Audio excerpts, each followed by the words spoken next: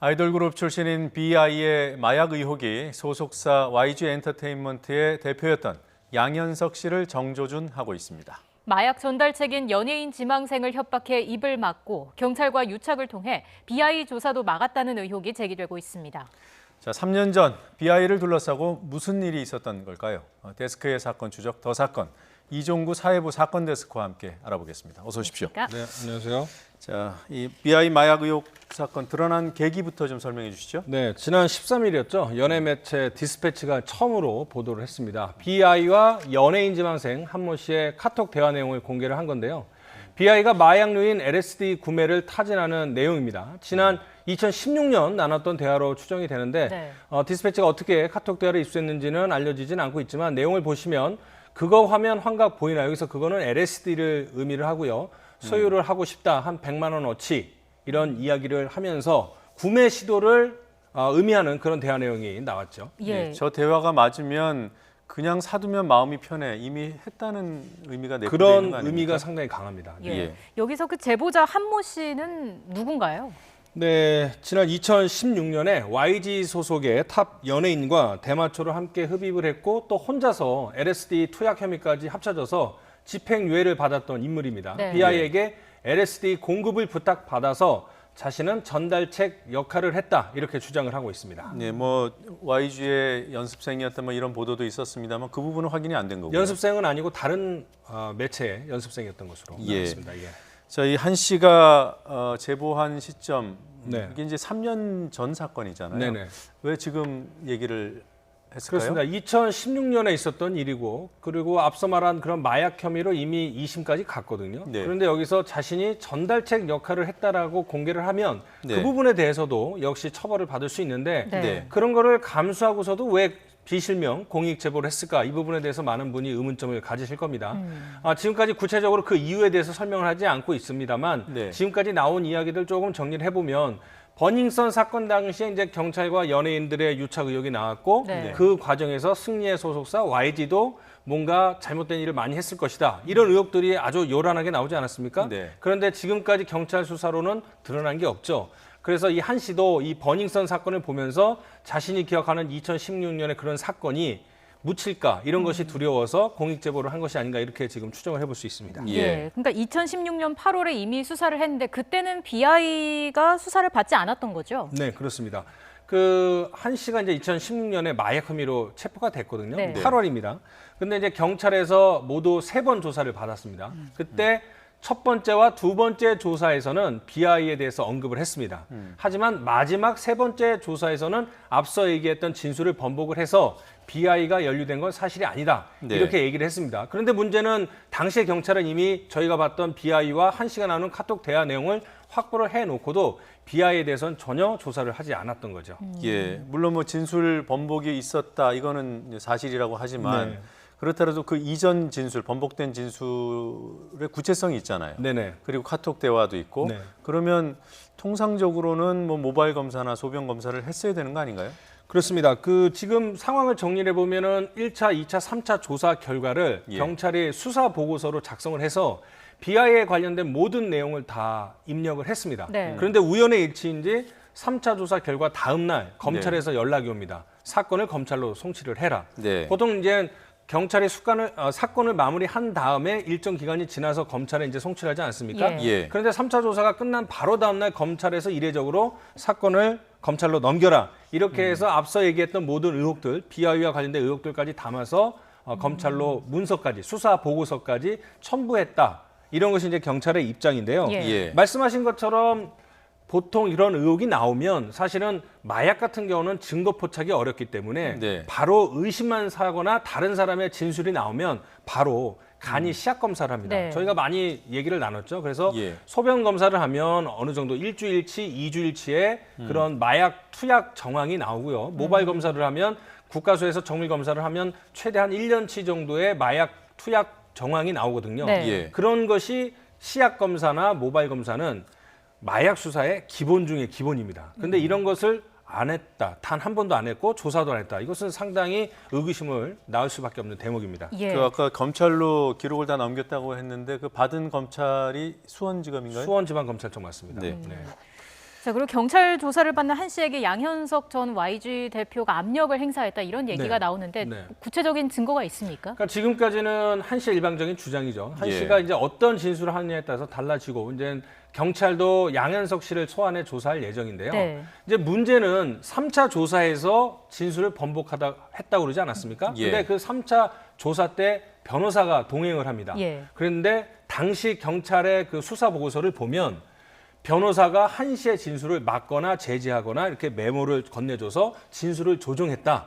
그래서 이런 메모를 받고 한 씨가 오락가락하고 좀 이상해졌다. 이런 내용이 경찰의 수사 보고서에도 다 들어가 있습니다. 아, 그래요? 그리고 변호사가 잠시 화장실을 간 틈을 타서 한 씨가 울음을 참지 못하고 눈물을 흘리면서 자기가 할 말은 많지만 할 수가 없다. 이해해달라. 이렇게 얘기를 했거든요. 네. 이런 부분이 이제는 그 수사 보고서에도 있고 그렇다면 왜 변호사가 동행을 했고 변호사가 왜 한 씨의 진술을 막았고 그리고 한 씨는 왜 변호사의 눈치를 받는가? 이 부분에 대해서 의문점이 제기되는데 여기에 대해서 예. 일단 연결고리는 한 씨의 주장은 양현석 씨가 불러서 비하에 대해서 대답을 하지 말고 회유 협박을 했고 네. 그때 자기네들이 변호사를 선임을 해주겠다 이렇게 네. 얘기를 했다는 게 이제 한 씨의 주장 아니겠습니까? 그래서 당시 한 씨의 변호사를 누가 선임을 했고 선임료는 누가 지불을 했는지를 이제 구체적으로 파악을 하면 양 씨의 회유 협박설이 사실인지를 알 수 있거든요. 네. 그런데 법조계 알아보니까 특히 이제 변호사 쪽을 알아보니까 수임료가 어디서 나왔는지는 금방 추적이 가능하다고 합니다. 아, 그래요? 예. 그러면 경찰이 지금 이 사건을 다시 수사를 하고 있기 때문에 네네. 적어도 한 씨의 그 당시 3년 전 변호사가 누구인지 그렇죠. 또 수임료는 누구로부터 받았는지 정도는 확인이 되겠군요. 그렇습니다. 네. 자, 이 경찰 유착설 얘기가 뭐 그래서 이제 나오는 것 같은데 이 경찰 유착설을 뒷받침할 만한 그런 팩트들이 더 있습니까? 그러니까 이제 사실은 정확히 보면 네. 경찰하고 검찰 모두 유착 네. 의혹을 받고 있습니다. 그러네요. 앞서 네. 말씀드린 것처럼 수사가 마무리도 되지 않았는데 송치하라고 이례적으로 지시를 하지 않았습니까? 그래서 검찰, 경찰 모두 유착설을 받고 있는데 앞서 말씀드린 대로 경찰의 문제는 왜 증거가 확보되거나 증언이 있는 연예인에 대해서 수사를 제대로 안 했는가? 네. 그리고 검찰은 왜 갑자기 수사 보고서를 받고 그거에 대해서도 수사를 하지 않았는가? 네. 이 부분이 의혹이거든요. 그래서 또 어떤 사건이 있냐면요. 마약 사건은 그 검찰이나 경찰에서 주요 수사 대상으로 포함이 되는 데다가 네. 연예인이 연루가 되면 무조건 보고를 해야 되는 주요 사건입니다. 네. 그러니까 연예인과 마약 두 가지가 모두 합쳐진 아주 특별하고 중요한 사건인데 보고도 안 하고 수사도 제대로 안 했습니다. 그리고 예. 경찰 조사를 받고 검찰로 넘어갔는데 검찰에서도 조사를 한 씨를 한 차례 조사를 했고요. 네. 그런데 검찰 얘기는 한 씨가 너무 울어서 진술 조서를 작성하지 못했다. 이렇게 얘기하거든요. 예. 우리나라 검찰이 어떤 곳입니까? 운다고 피의자가 운다고 진술 조서를 작성 안 한다. 예. 네, 이게 말이 안 되는 거죠. 네. 이유치고는 좀 궁색하게 그렇죠. 들리는 네. 게 사실이네요. 네. 한 씨가 그 당시에 출국을 했습니까? 네, 미국으로 출국을 했는데 검찰에서 이제 허락을 했죠. 네. 그래서 이제 8월에 긴급 체포를 당했다가 검찰로 넘어가서 검찰에서 이제 한 차례 조사를 받았고 예. 미국에 갈 일이 있다고 하니까 사실은 마약 피의자 아닙니까? 네. 그런데도 출국을 허락을 했습니다. 그래서 다시 돌아와서 10월에 LSD 그 투약 혐의까지 합쳐져 갖고 예. 긴급 체포가 다시 됐죠. 그러니까 그 다시 체포되기 전에 미국을 다녀왔다는 그렇죠. 거네요. 그것도 네. 검찰의 허락을 득해서. 네.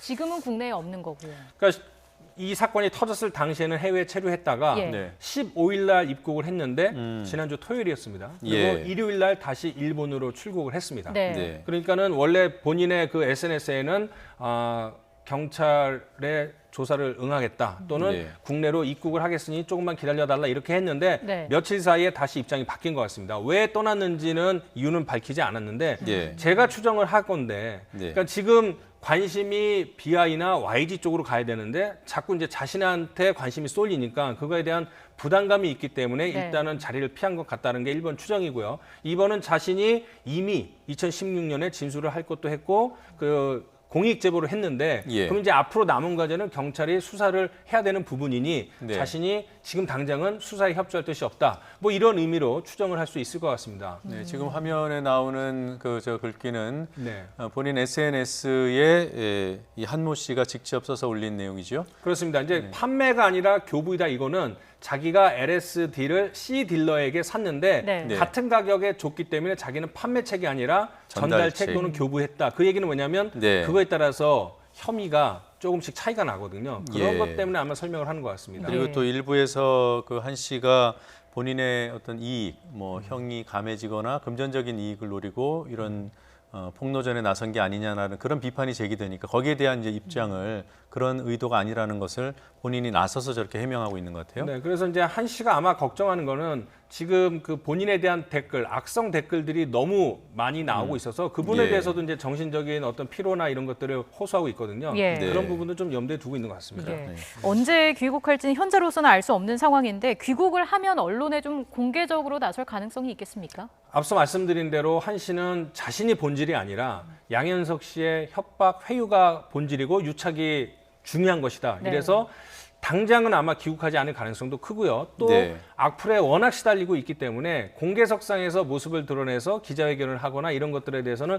부담을 느낄 가능성이 큽니다. 그래서 제 생각이나 아니면 다른 분야에서 이렇게 취재를 해보면 공식석상에서 나와서 자신의 입장을 설명하지는 않을 가능성이 큰 것으로 보입니다. 예, 그리고 지금 한 씨가 뭐 여러 가지 심리적으로도 압박을 받고 있을 텐데 변호사의 조력은 받고 있습니까? 그렇습니다. 그 정준영 수사 때 공익 제보했을 때 도와줬던 그 박문 변호사가 지금 여전히 네. 똑같은 사건을 도와주고 있는 그렇군요. 거죠. 네. 지금 여러 차례 이 사안의 본질은 그 제보자 한 씨가 아니라 네. 그 뭐 외압, 회유, 협박 의혹을 받고 있는 양현석 전 대표다라고 네. 얘기했는데 네. 지금 양현석 전 대표가 사실 버닝썬 수사 때도 이러저러한 의혹을 받았어요. 네네. 내내 버티다가 이제는 사퇴를 했단 말이에요. 네네. 어떤 배경이 있습니까? 그러니까 버닝썬 사태 초기에는 승리의 소속사가 YG라는 이유만으로 양현석 씨가 조금 두각을 냈다거나 부각이 됐다가 네. 그러다가 이제 사건 중후반으로 가면서 성접대 의혹이 불거졌습니다. 네. 그러니까 그런 흐름상 양현석 씨가 그 사건 때문에 사퇴를 하거나 어떤 모종의 결단을 내릴 일은 없었는데 네. 지금은 그 한 씨가 양현석 씨를 정조준하고 아주 구체적으로 시점과 장소, 대화 내용, 협박 내용까지 설명을 하고 있지 않습니까? 네. 그래서 그런 부분에 대해서는 상당한 심적 부담을 느껴서 버닝썬과 달리 이번에는 즉각적으로 사퇴 의사를 밝힌 것이 아닌가 이런 관측이 있고요. 그리고 그 버닝썬 사건 이후에 버닝썬 때 1월 말에 터졌는데 그때 YG 주가가 42,000원인데 지금은 28,000원까지 34% 정도 떨어졌거든요. 네. 그러니까 YG를 살리기 위해서 일단 본인이 물러나려는 그런 포석도 읽히고 있습니다. 예. 앞서 저희가 봤을 때 한 씨는 BI가 자신에게 LSD를 구매했다라고 했는데 LSD가 정확히 어떤 마약인가요? 그러니까 환각제인데 아주 강력한 효과를 두이고 있는데요. 그 필로폰의 300배, 코카인의 100배 정도의 예. 환각 작용을 하고 있습니다. 네. 그리고 다른 마약들은 투약을 하면 바로 나오는데 이 LSD 같은 경우에는 최대 1년까지의 이른바 잠복 기간이 있습니다. 그러니까 네. 오늘 투약을 해도 1년 뒤에 증상, 환각 증상이 나타날 수 있죠. 그만큼 상당히 환각 효과도 크고 위험한 물질입니다. 그래서 몇 년 전에는 그 LSD를 투약한 사람이 시간이 오래 질러서 그 환각 증상이 나와서 강력 사건을 저지른 그런 사례도 있습니다. 이게 위험한 마약이 뭐 다 위험합니다만. 자, 이번 사안은 그러니까 경찰이 3년 전에 했던 수사를 다시 하는 거 아니겠어요? 네. 수사하는 주체를 보니까 그 경기 남부청이에요. 네. 얼마 전에 그 황하나 씨 사건을 네. 수사했던 바로 네, 그것 맞습니다. 아닙니까? 네. 황하나 씨를 했을 경우에는 그때 이제 인지 수사를 해서 한 거고 이번에는 그 2016년에 맡았던 경찰서가 경기 용인 동부경찰서입니다. 그러니까 경기 용인 동부경찰서의 상급 기관인 경기 남부청이 재수사를 한다 이렇게 이해를 하시면 될 것 같습니다. 예, 그 지금 경기 남부청 관할에 있었던 용인서, 네. 그다음에 그 당시 수사 기록을 가져갔던 수원지검, 네. 이 부분에 대한 수사가 지금 단위에서 정확하게 잘 이루어질 수 있을지 본질은 유착이라고 했잖아요. 그렇죠. 네, 맞습니다. 그래서 이제 한 씨가 말하는 것처럼 이제 본질은 양현석의 협박과 유착설인데 이제 YG는 그동안 특히 이제 양현석 씨는 연예계 이제 최고 실력자로서 관련 분야에서 막강한 영향력을 행사하지 않았습니까? 그래서 예. 이제 방송사도 의리라 뭐 이런 얘기까지 나오는데 그래서 지금까지 관련 소속된 연예인들이 숱한 마약 의혹을 받아왔고 실제로 마약 혐의가 입증이 돼서 예. 그 처벌을 받은 적도 있습니다. 그런데 그것은 빙산의 일각이다. 네. 더 많은 연예인들이 더 많은 마약을 몰래 했을 것이다라는 숱한 무수한 의혹이 전해져 왔는데 검찰이 됐든 경찰이 됐든 이번에 YG 특히 양현석의 외압 또는 유착 이것을 밝혀내고 그 이면에 있는 다른 YG와 연예인들과 관련된 본질적인 문제까지 밝혀낼 수 있을지 네. 그것은 좀 더 두고 봐야 될 것 같습니다. 알겠습니다. 수사 상황을 계속해서 지켜봐야겠습니다. 주제를 좀 바꿔서 고유정 사건도 알아보겠습니다. 여전히 고유정은 뭐 전 남편의 성폭행 시도 때문에 범행을 저질렀다 이렇게 주장을 하고 있는 거죠. 네네. 그러니까 지난달 25일 날 제주의 한 펜션에서 전 남편을 살해하지 않았습니까? 네. 그 전 남편이 이제 자신을 성폭행했다 이렇게 주장을 하고 있는데요. 지난달 31일에 현 남편에게 문자를 보냅니다. 전 남편에게 성폭행을 당할 뻔했다 이런 네. 내용이었습니다. 살해 엿새 뒤에 이런 행동을 한 건데요. 예. 그날 현재의 남편과 병원에 가서 손 소독도 하고 노래방도 함께 하고 데이트도 태연히 즐겼다고 합니다. 그러니까 지난달 25일에 살해를 했고요. 전 남편을 살해했고 이건 이제 확인된 사실이고요.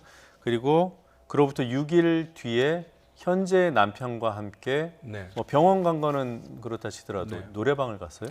그 자기가 성폭행을 당할 뻔했고 그거를 막다가 손을 다쳤다. 네. 네. 그래서 심적으로 괴롭다. 위로해달라. 그래서 이제 남편 입장에서는 위로를 해주기 위해서 노래방을 갔다. 뭐 이렇게 이야기를 하고 있습니다. 네, 예. 고 씨의 주장, 그 성폭행하려 했다는 그 범행 동기, 그것이 거짓이라는 증거가 나와 있습니까? 지금까지는 나와 있지는 않은데 네. 다만 그러니까 성폭행을 진짜로 했는지 안 했는지는 아직까지는 증거는 없습니다. 다만 고유정의 주장이 믿기 힘들다. 네. 그런 정황 증거나 물질적인 증거는 많이 나오고 있는데 예. 특히 숨진 남편의 휴대전화로 문자를 보냅니다.